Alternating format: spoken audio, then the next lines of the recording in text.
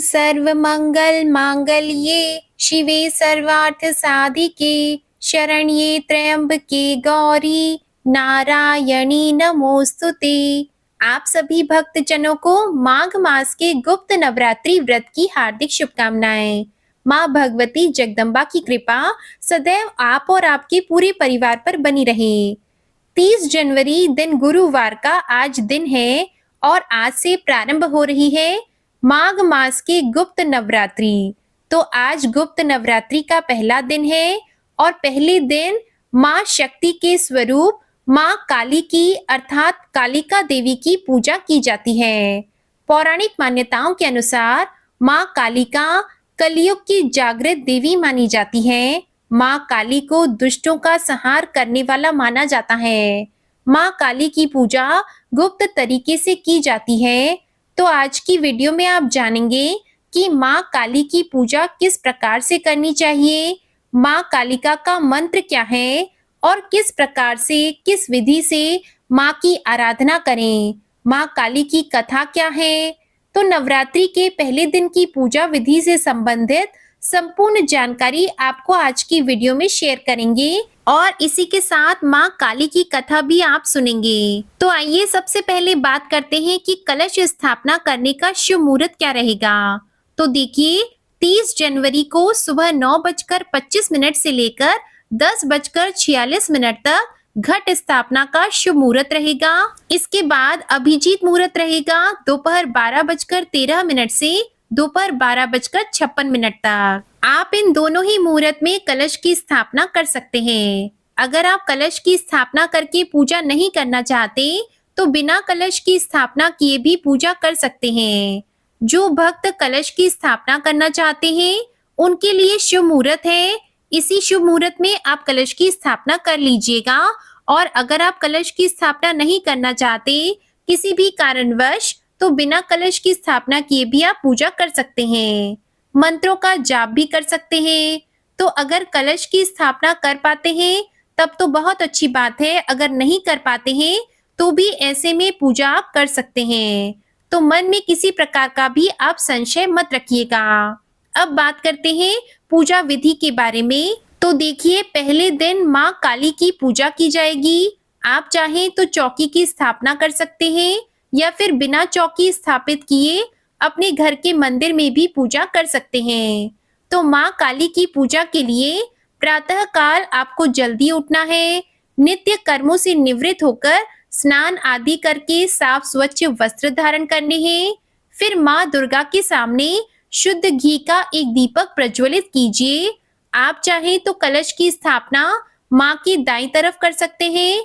अखंड दीपक भी आप चाहे तो जला सकते हैं। अगर आप शुद्ध घी का अखंड दीपक जलाते हैं तो माँ के दाईं तरफ जलाएंगे और अगर तिल के तेल से अखंड दीपक को जलाते हैं तो आप माँ के बाईं तरफ रखेंगे। और कर्म साक्षी दीपक जो कि आपको हर रोज जलाना है वह अपने सामने मतलब माँ के समक्ष अपने सामने आपको कर्म साक्षी दीपक जलाना है। इसी तरह जिस प्रकार से नवरात्रि में आश्विन मास की नवरात्रि में आप माता की पूजा करते हैं, कलश की स्थापना करते हैं, अखंड दीपक को जलाते हैं, ज्वारे भी बोते हैं, तो जो भी चीजें हम करते हैं वे सारी चीजें गुप्त नवरात्रि में भी आप कर सकते हैं।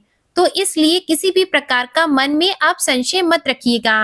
आपकी जो भी इच्छा हो, जो भी आप कर पाते हैं बिल्कुल वह कर सकते हैं। अब माँ के सामने शुद्ध घी का दीपक जलाने के बाद में आपको अपने व्रत के पूजा का संकल्प लेना है। आप अगर व्रत धारण करते हैं तो व्रत का संकल्प भी आप लेंगे। व्रत नहीं कर रहे हैं तो आप अपनी पूजा का संकल्प लेंगे। जो भी आप पूजा करना चाहते हैं, मंत्रों का जप करना चाहते हैं या फिर कोई साधना करना चाहते हैं, जिस भी प्रकार से आप माँ की पूजा नवरात्रि के 9 दिनों में करना चाहते हैं उसका संकल्प आपको पहले दिन ही लेना होता है। इसके बाद 9 दिन की जो पूजा होती है बिल्कुल रूटीन में उसी प्रकार से चलेगी। और माँ की पूजा का संकल्प लेने के बाद आपको माँ की विधि विधान से पूजा करनी है। अगर आपके पास माँ का विग्रह है, जैसे कि माँ की मूर्ति है, तो आप उनका अभिषेक करें पंचामृत से, शुद्ध जल से। माँ का अभिषेक करने के बाद आपको लाल वस्त्र उन्हें अर्पित करने हैं उसके बाद धूप, दीप, नैवेद्य आदि जो भी सामग्री आपके पास उपलब्ध हो, उसे आप माँ दुर्गा की विधि विधान से पूजा कीजिए। अगर आपके पास माँ की तस्वीर है, तो आप उसकी भी पूजा उसी प्रकार से कीजिए। बस आप अभिषेक नहीं करेंगे, बल्कि आप अभिषेक करने का भाव कर सकते हैं। नवरात्रि में माँ दुर्गा को लाल पुष्प अवश्य अर्पित कीजिए। अगर आपके पास गुड़हल के, गुलाब के या फिर कमल के पुष्प हो, अगर लाल पुष्प ना मिले, तो जो भी पुष्प आपके पास हो, उसी को माँ को अर्पित कीजिए। फिर विधि विधान से पूजा करने के बाद वहीं बैठकर मंत्रों का जप कीजिए। सबसे पहले आपको दुर्गा चालीसा का पाठ करना चाहिए।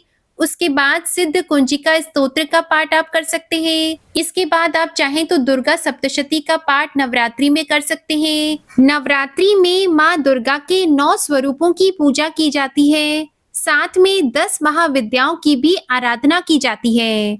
तो पहला दिन माँ शैलपुत्री की पूजा का होगा और 10 महाविद्याओं में से माँ काली की पूजा पहले दिन होगी। माँ शैलपुत्री की पूजा के लिए मंत्र है, या देवी सर्वभूतेषु माँ शैलपुत्री रूपेण संस्थिता नमस्तस्यै नमस्तस्यै नमस्तस्यै नमो नमः। तो माँ शैलपुत्री का ध्यान करते हुए और पूजा करते हुए इस मंत्र का आपको जप करना है। अपनी इच्छा के अनुसार आप चाहें तो 11 जप भी कर सकते हैं या फिर 21 बार भी आप जप कर सकते हैं। चाहें तो आप 108 बार भी जप कर सकते हैं। और इसी के साथ माँ काली का ध्यान करते हुए माँ काली के मंत्र का जप करना है। माँ काली का मंत्र है, ओम ह्रीम श्रीम क्रीम परमेश्वरी कालिके स्वाहा। आप चाहें तो इस मंत्र का या फिर नवार्ण मंत्र ओम ऐं ह्रीम क्लीम चामुंडे विच्चे, इस मंत्र का जप आप कर सकते हैं। ये मंत्र पूरी नवरात्रि में माँ दुर्गा के सभी स्वरूपों के लिए और 10 महाविद्याओं के लिए भी समान रूप से लाभकारी होता है। तो अगर आप कोई विशेष मंत्र सिद्ध नहीं करना चाहते हैं, तो इसी मंत्र से, मतलब नवार्ण मंत्र से ही आप अपनी पूजा को संपूर्ण कर सकते हैं। जिस भी देवी का आप ध्यान करते हैं, मंत्र यही रख लीजिए और नवरात्रि के पहले दिन दूध या फिर दूध से बनी हुई मिठाइयों का भोग लगाना चाहिए। इसके साथ ही आप चाहें तो पताशे का भोग भी लगा सकते हैं। एक पान के पत्ते पर लौंग और पताशा रखकर माँ को अर्पित कर सकते हैं और पूजा समाप्त करने के बाद आरती कर लीजिए और इसके बाद क्षमा प्रार्थना अवश्य कीजिए। अब जिस प्रकार से आपने सुबह की पूजा की है, इसी प्रकार से आप शाम की भी पूजा कर सकते हैं। शाम की पूजा में अभिषेक नहीं होगा, बाकी की पूजा उसी प्रकार से होगी। धूप दीप आदि सुबह और शाम दोनों समय इसी प्रकार से अर्पित करना है। सुबह की आरती आपको कपूर और लौंग जलाकर करना है और शाम की आरती भी इसी तरह लौंग और कपूर जलाकर ही कीजिएगा। अब जैसे जो भक्त व्रत धारण करते हैं, वे फलाहार करेंगे। जिस प्रकार से हम नवरात्रि में व्रत करते हैं, उसी प्रकार से आप दिन में फलाहार कर सकते हैं। शाम को सेंधा नमक और कुट्टू, सिंघाड़े की पूड़ियाँ या फिर हलवा इत्यादि बनाकर भी ले सकते हैं। मतलब आपको ध्यान रखना है, अगर आप व्रत करते हैं तो एक समय आप नमक खा सकते हैं, जैसे कि हम बाकी नवरात्रि में करते हैं। लेकिन अगर आप व्रत नहीं कर रहे हैं, तो ऐसे में आप पूजा करने के बाद शुद्ध और सात्विक भोजन कर सकते हैं, जो कि बिना लहसुन प्याज का हो। आपको पूरी नवरात्रि में यही करना है, इस बात का आपको ध्यान रखना है। अब आप सुनेंगे 10 महाविद्याओं में से पहली महाविद्या माँ काली की कथा। पौराणिक कथा के अनुसार माँ काली की उत्पत्ति जगत जननी जगदम्बा माँ अम्बा के ललाट से हुई थी। कथा के अनुसार शुंभ और निशुंभ दैत्यों के आतंक का प्रकोप बहुत अधिक बढ़ चुका था। उन्होंने अपने बल, छल एवं महाबली असुरों द्वारा देवराज इंद्र सहित अन्य समस्त देवता गणों को निष्कासित कर दिया था और स्वयं उनके स्थान पर आकर उन्हें प्राण रक्षा के लिए भटकने के लिए छोड़ दिया। दैत्यों द्वारा आतंकित देवताओं को ध्यान आया कि महिषासुर ने इंद्रपुरी पर जब अधिकार कर लिया, तब देवी दुर्गा ने ही उनकी मदद की थी। तब वे सभी दुर्गा जी का आह्वान करने लगे। फिर उनके इस प्रकार आह्वान करने से देवी प्रकट हुई और शुंभ और निशुंभ के अति शक्तिशाली असुर चंड और मुंड दोनों का एक घमासान युद्ध में नाश कर दिया। चंड और मुंड के इस प्रकार मारे जाने और अपनी बहुत सारी सेना का संहार हो जाने पर दैत्य राज शुंभ ने अत्यधिक क्रोधित होकर अपनी संपूर्ण सेना को युद्ध में जाने की आज्ञा दे दी और उनसे कहा कि आज 86 उदयुद्ध नामक दैत्य सेनापति एवं कंबु दैत्य के 84 सेनानायक अपनी वाहिनी से घिरे युद्ध के लिए प्रस्थान करें। कोटि वीर्य कुल के 50, धौम्र कुल के 100 असुर सेनापति मेरे आदेश पर सेना एवं कालक, दोहाद्र, मौर्य और कालकी असुरों सहित युद्ध के लिए कूच करें। अत्यंत क्रूर दुष्टाचारी असुर राज शुंभ अपने साथ सहस्त्र असुरों वाली महासेना लेकर चल पड़ा। उसकी भयानक दैत्य सेना को युद्ध स्थल में आता देखकर देवी ने अपने धनुष से ऐसी टंकार की कि उसकी आवाज से आकाश और समस्त पृथ्वी गूंज उठी। पहाड़ों में दरारें पड़ गईं।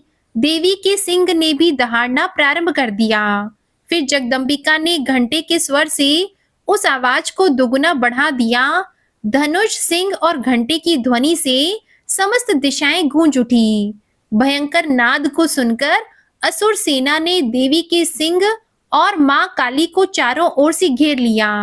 इसके बाद असुरों के संहार एवं देवगणों के कष्ट निवारण के लिए परम पिता ब्रह्मा जी, भगवान विष्णु, महेश, कार्तिकेय, इंद्र आदि देवताओं की शक्तियों ने रूप धारण कर लिए और समस्त देवों के शरीर से अनंत शक्तियां निकलकर अपने पराक्रम एवं बल के साथ माँ दुर्गा के पास पहुंची। इसके बाद समस्त शक्तियों से घिरे हुए शिवजी ने देवी जगदम्बा से कहा कि मेरी प्रसन्नता हेतु तुम इन समस्त दानव दलों का सर्वनाश करो।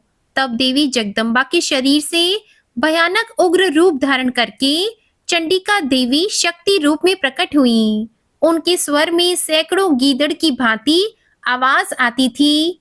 असुरराज शुंभ और निशुंभ क्रोध से भर उठे। वे देवी काली की ओर युद्ध हेतु बढ़े।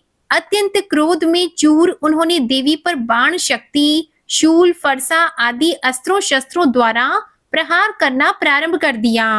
फिर देवी ने अपने धनुष से टंकार की और अपने बाणों द्वारा उनके समस्त अस्त्र शस्त्रों को काट डाला जो उनकी ओर बढ़ रहे थे।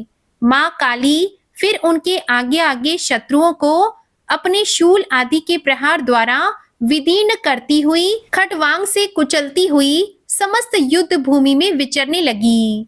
सभी राक्षसों, चंड, मुंड आदि को मारने के बाद उन्होंने रक्त बीज को भी मार दिया। शक्ति का यह अवतार एक रक्त बीज नामक राक्षस को मारने के लिए हुआ था।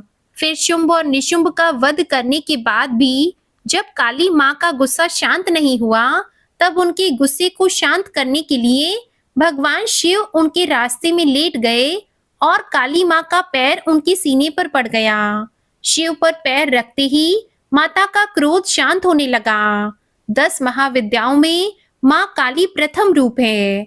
माँ काली जी का स्वरूप अत्यंत विकराल, अभयकारी और मंगलकारी है। माँ काली का यह स्वरूप असुरों का नाश करने वाला है।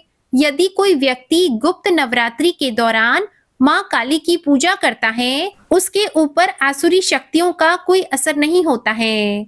माँ काली की पूजा करने वाले व्यक्ति को रूप, यश और जय की प्राप्ति होती है। समस्त सांसारिक बाधाएं खत्म हो जाती हैं। माँ काली ने चंड मुंड का संहार किया था, इसलिए इन्हें चामुंडा के नाम से भी जाना जाता है। माँ काली अपने गले में मुंड माला धारण करती है। इनके एक हाथ में खड्ग और दूसरे हाथ में त्रिशूल और तीसरे हाथ में कटा हुआ सिर होता है। माँ दुर्गा ने रक्त बीज नाम के असुर का वध करने के लिए काली का अवतार धारण किया था। 10 महाविद्याओं में माँ काली प्रथम देवी है। तो गुप्त नवरात्रि में प्रथम दिन माँ काली की आराधना की जाती है। जो लोग तंत्र शक्तियां प्राप्त करना चाहते हैं, उन्हें गुप्त नवरात्रि के पहले दिन विशेष रूप से माँ काली की पूजा करनी चाहिए। इसके अलावा माँ काली की आराधना करने से सभी प्रकार की तंत्र बाधाओं से छुटकारा मिल जाता है। जो लोग अपने शत्रुओं से बहुत अधिक परेशान रहते हैं, उन्हें गुप्त नवरात्रि में माँ काली की आराधना अवश्य करनी चाहिए। ऐसा करने से शत्रुओं से मुक्ति मिल जाती है, शत्रु परास्त हो जाते हैं, शत्रुओं पर विजय प्राप्त हो जाती है।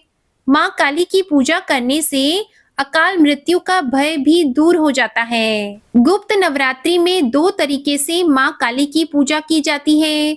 जो लोग तांत्रिक विद्या हासिल करना चाहते हैं, वे लोग इस दिन माँ काली की तंत्र विद्या द्वारा उपासना करते हैं और कुछ लोग गुप्त नवरात्रि के प्रथम दिन सामान्य तरीके से माँ काली की आराधना करते हैं, जिससे कि उनके जीवन में सभी संकट समाप्त हो जाते हैं। तो जो भक्त गृहस्थ आश्रम में है, उन्हें माँ की सात्विक रूप से पूजा करनी चाहिए। धूप, दीप, अक्षत, पुष्प इत्यादि अर्पित करके और उनकी पूजा करके उनके मंत्रों का जप करने के बाद उनसे प्रार्थना कीजिए कि हे माँ काली के, मेरे परिवार के हर प्रकार से, हर संकट से आप रक्षा कीजिएगा। शनि की 7.5 से, ढैया से या फिर राहु केतु जनित किसी भी पीड़ा से आप परेशान हैं, तो माँ काली की आराधना करने से आपको इन समस्याओं से मुक्ति मिल जाती है। माँ काली की कृपा की प्राप्ति के लिए देवी कवच और अर्गला स्तोत्र का पाठ करना चाहिए। माँ महाकाली के विषय में एक और कथा भी है। पौराणिक कथा के अनुसार एक बार दारुक नाम के राक्षस ने ब्रह्मा जी को प्रसन्न करके उनसे वरदान प्राप्त कर लिया और देवताओं और ब्राह्मणों को प्रताड़ित करना प्रारंभ कर दिया और स्वर्ग लोक पर अधिकार कर लिया। जिसके बाद सभी देवता भगवान विष्णु और ब्रह्मा जी के पास गए। ब्रह्मा जी ने सभी देवताओं को बताया कि इस दुष्ट का संहार एक स्त्री ही कर सकती है। जिसके बाद सभी देवता भगवान शिव के पास गए और उन्होंने भगवान शिव को सारी बात बताई। अब इसके बाद भगवान शिव ने माता पार्वती की ओर देखा। माता पार्वती इस पर मुस्कुराई और अपना एक अंश भगवान शिव में प्रवाहित कर दिया। जिसके बाद भगवान शिव के कंठ से विष के उस अंश ने अपना आकार धारण कर लिया। जिसके बाद भगवान शिव ने अपना तीसरा नेत्र खोल दिया। उनके इस नेत्र से विकराल रूप वाली माँ काली उत्पन्न हुई। माँ काली के ललाट में तीसरा नेत्र और चंद्र रेखा थी। माँ काली के भयंकर और विशाल रूप को देखकर देवता और सिद्ध लोग भागने लगे। फिर माँ काली का दारुक और उसकी सेना के साथ भयंकर युद्ध भी हुआ। माँ काली ने सभी का वध कर दिया, लेकिन माँ काली का क्रोध शांत ही नहीं हुआ और माँ काली के इस क्रोध से संसार भी जलने लगा। जिसके बाद भगवान शिव ने एक बालक का रूप धारण किया और शमशान में लेटकर रोने लगे। फिर माँ काली उन्हें देखकर मोहित हो गई और इसके बाद माँ काली ने बालक रूपी भगवान शिव को अपने गले से लगा लिया, अपना दुग्ध पान कराया। इसके बाद उनका क्रोध शांत हो गया। तो इस प्रकार से माँ काली की उत्पत्ति की बहुत सारी कथाएं हैं, लेकिन माँ काली की पूजा की विधि बिल्कुल एक ही है। धूप, दीप, अक्षत, पुष्प, नैवेद्य इत्यादि अर्पित करके श्रद्धा भाव से, समर्पित भाव से अगर हम माँ काली की आराधना करते हैं तो हर संकट से माँ काली हमारी रक्षा करती है। अब सुनिए श्री महिषासुर मर्दिनी स्तोत्र का हिंदी अनुवाद। हे हिमालय राज की कन्या, विश्व को आनंद देने वाली, नंदी गणों के द्वारा नमस्कृत, गिरिवर विंध्याचल के शिखर पर निवास करने वाली, भगवान विष्णु को प्रसन्न करने वाली, इंद्रदेव के द्वारा नमस्कृत, भगवान नीलकंठ की पत्नी, विश्व में विशाल कुटुंब वाली और विश्व को संपन्नता देने वाली, हे महिषासुर का मर्दन करने वाली भगवती, अपने बालों की लता से आकर्षित करने वाली, पर्वत की पुत्री, आपकी जय हो, जय हो, जय हो। देवों को वरदान देने वाली, दुर्धर और दुर्मुख असुरों को मारने वाली और स्वयं में ही प्रसन्न रहने वाली, तीनों लोकों का पोषण करने वाली, शंकर को संतुष्ट करने वाली, पापों को हरने वाली और घोर गर्जना करने वाली, दानवों पर क्रोध करने वाली, अहंकारियों के घमंड को सुखा देने वाली, समुद्र की पुत्री, हे महिषासुर का मर्दन करने वाली, अपने बालों की लता से आकर्षित करने वाली पर्वत की पुत्री आपकी जय हो, जय हो, जय हो। हे जगत माता, मेरी माँ, प्रेम से कदम्ब के वन में वास करने वाली, हास्य भाव में रहने वाली, हिमालय के शिखर पर स्थित अपने भवन में विराजित, मधु की तरह मधुर, मधु कैटब का मद नष्ट करने वाली, महिष को विदीर्ण करने वाली, सदा युद्ध में लिप्त रहने वाली, हे महिषासुर का मर्दन करने वाली, अपने बालों की लता से आकर्षित करने वाली पर्वत की पुत्री आपकी जय हो, जय हो, जय हो। शत्रुओं के हाथियों की सूंड काटने वाली और उनके 100 टुकड़े करने वाली, जिनका सिंह शत्रुओं के हाथियों के सर अलग अलग टुकड़े कर देता है, अपनी भुजाओं के अस्त्रों से चंड और मुंड के शीश काटने वाली, हे महिषासुर का मर्दन करने वाली, अपने बालों की लता से आकर्षित करने वाली पर्वत की पुत्री आपकी जय हो, जय हो, जय हो। रण में मदोन्मत्त शत्रुओं का वध करने वाली, अजर अविनाशी शक्तियां धारण करने वाली, प्रमथनाथ शिव की चतुराई जानकर उन्हें अपना दूत बनाने वाली, दुर्मति और बुरे विचार वाले दानव के दूत के प्रस्ताव का अंत करने वाली, हे महिषासुर का मर्दन करने वाली, अपने बालों की लता से आकर्षित करने वाली पर्वत की पुत्री आपकी जय हो, जय हो, जय हो। शरणागत शत्रुओं की पत्नियों के आग्रह पर उन्हें अभय दान देने वाली, तीनों लोकों को पीड़ित करने वाले, दैत्यों पर प्रहार करने योग्य त्रिशूल धारण करने वाली, देवताओं की दुंदुभी से दुमी दुमी की ध्वनि को सभी दिशाओं में व्याप्त करने वाली, हे महिषासुर का मर्दन करने वाली, अपने बालों की लता से आकर्षित करने वाली पर्वत की पुत्री आपकी जय हो, जय हो, जय हो। मात्र अपनी हुंकार से धूम्र लोचन राक्षस को धुएं के समान भस्म करने वाली, युद्ध में कुपित रक्त बीज के रक्त से उत्पन्न अन्य रक्त बीजों का रक्त पीने वाली, शुंभ और निशुंभ दैत्यों की बलि से शिव और भूत प्रेतों को तृप्त करने वाली, हे महिषासुर का मर्दन करने वाली, अपने बालों की लता से आकर्षित करने वाली पर्वत की पुत्री आपकी जय हो, जय हो, जय हो। युद्ध भूमि में जिनके हाथों में कंगन धनुष के साथ चमकते हैं, जिनके सोने के तीर शत्रुओं को विदीर्ण करके लाल हो जाते हैं और उनकी चीख निकालते हैं, चारों प्रकार की सेनाओं, हाथी, घोड़ा, पैदल और रथ का संहार करने वाली, अनेक प्रकार की ध्वनि करने वाले बटुकों को उत्पन्न करने वाली, हे महिषासुर का मर्दन करने वाली, अपने बालों की लता से आकर्षित करने वाली पर्वत की पुत्री आपकी जय हो, जय हो, जय हो। देवांगनाओं के तथा थे आदि शब्दों से युक्त भावमय नृत्य में मग्न रहने वाली, कुकुत अड्डी विभिन्न प्रकार की मात्राओं वाले ताल वाले स्वर्गीय गीतों को सुनने में लीन, मृदंग की धू धुकुट धीमी धीमी आदि गंभीर ध्वनि सुनने में लिप्त रहने वाली, हे महिषासुर का मर्दन करने वाली,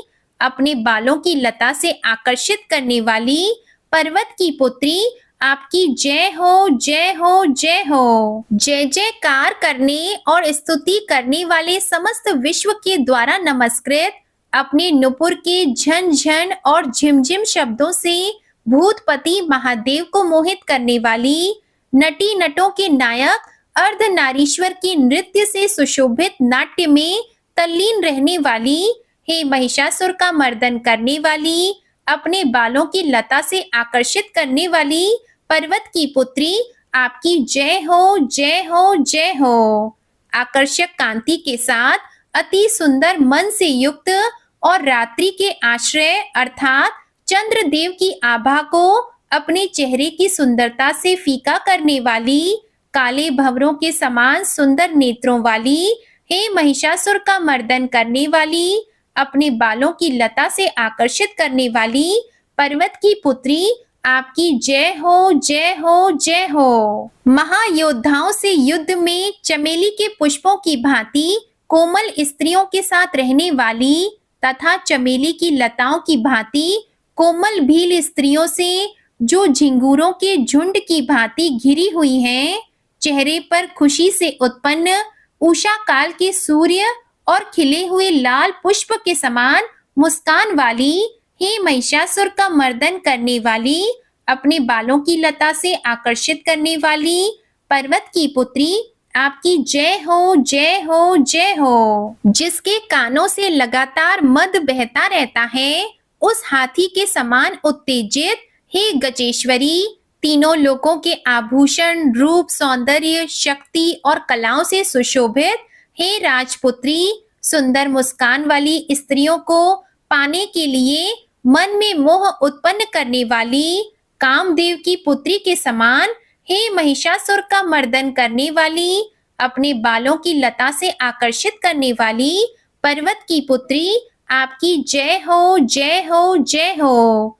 जिनका कमल दल पंखुड़ी के समान कोमल, स्वच्छ और कांति से युक्त मस्तक है, हंसों के समान जिनकी चाल है, जिनसे सभी कलाओं का उद्भव हुआ है, जिनके बालों में भंवरों से घिरे कुमुदनी के फूल और बकुल पुष्प सुशोभित हैं, उन महिषासुर का मर्दन करने वाली, अपने बालों की लता से आकर्षित करने वाली पर्वत की पुत्री, आपकी जय हो, जय हो, जय हो। जिनके हाथों की मुरली से बहने वाली ध्वनि से कोयल की आवाज भी लज्जित हो जाती है, जो खिले हुए फूलों से रंगीन पर्वतों से विचरती हुई पुलिंद जनजाति की स्त्रियों के साथ मनोहर गीत जाती है, जो सद्गुणों से संपान शबरी जाति की स्त्रियों के साथ खेलती हैं, उन महिषासुर का मर्दन करने वाली, अपने बालों की लता से आकर्षित करने वाली पर्वत की पुत्री, आपकी जय हो, जय हो, जय हो।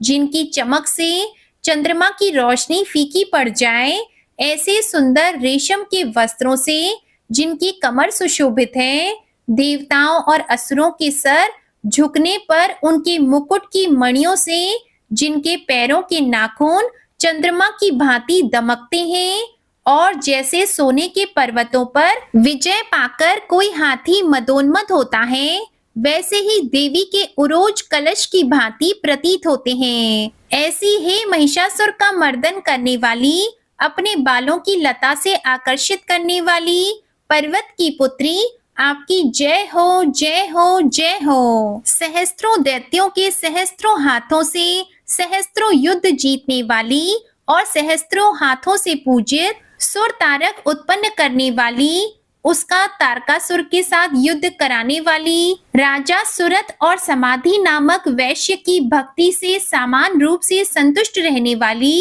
हे महिषासुर का मर्दन करने वाली, बालों की लता से आकर्षित करने वाली पर्वत की पुत्री, आपकी जय हो, जय हो, जय हो। जो भी आपके दयामय पद कमलों की सेवा करता है, हे कमला, हे लक्ष्मी, वह व्यक्ति कमल निवास यानी धनी कैसे न बने। हे शिवे, आपके पद कमल ही परम पद हैं, उनका ध्यान करने पर भी परम पद कैसे नहीं पाऊंगा। हे महिषासुर का मर्दन करने वाली, बालों की लता से आकर्षित करने वाली पर्वत की पुत्री, आपकी जय हो, जय हो, जय हो। सोने के समान चमकते हुए नदी के जल से जो आपके रंग भवन में छिड़काव करेगा, वो शची अर्थात इंद्राणी के वक्ष से आलिंगित होने वाले इंद्र के समान सुखानुभूति क्यों ना पाएगा। हे वाणी, हे महासरस्वती, आप में मांगल्य का निवास है, मैं आपके चरण में शरण लेता हूँ। हे महिषासुर का मर्दन करने वाली, बालों की लता से आकर्षित करने वाली पर्वत की पुत्री, आपकी जय हो, जय हो, जय हो। आपका निर्मल चंद्र समान मुख चंद्रमा का निवास है, जो सभी अशुद्धियों को दूर कर देता है। नहीं तो क्यों मेरा मन इंद्रपुरी की सुंदर स्त्रियों से विमुख हो गया है। मेरे मत के अनुसार आपकी कृपा के बिना शिव नाम के धन की प्राप्ति कैसे संभव हो सकती है। हे महिषासुर का मर्दन करने वाली, बालों की लता से आकर्षित करने वाली पर्वत की पुत्री, आपकी जय हो, जय हो, जय हो।